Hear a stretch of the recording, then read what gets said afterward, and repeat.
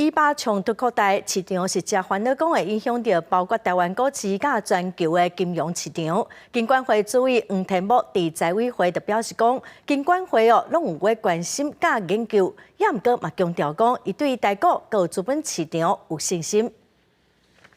以巴战火继续扩大，加上欧美股市顶礼拜五落车，台股开盘走落了后，盘中一度大跌将近160点，上加到16614点，搁一摆四手过线。面对以巴冲突，也互市场烦恼恐惊冲击全球的股市。早起金管会主委黄天木伫立法院以华尔街的名句 "Climbing the wall of worry" 来形容即卖局势，强调台股基本面强，有信心就能爬过这个壁。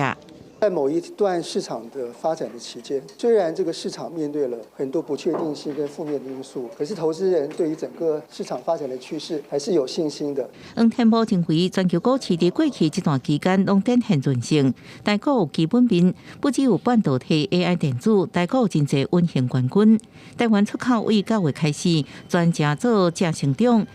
经济发展甲成长会愈来愈好，因为网络一定效户转销真紧，诈骗集团用真紧骗走数据。黄天木指出，目前银行局已经在研究事前、事中、事后的防范措施。我们的整个金管会只有针对可疑账户来进行来做一些管制。可是呢，问题我们常常看到约定账户成为一个诈骗的常见的手法。这个部分，其实过去这段时间，我们也受到其他检调单位的反映，所以这部分我们就要再处理。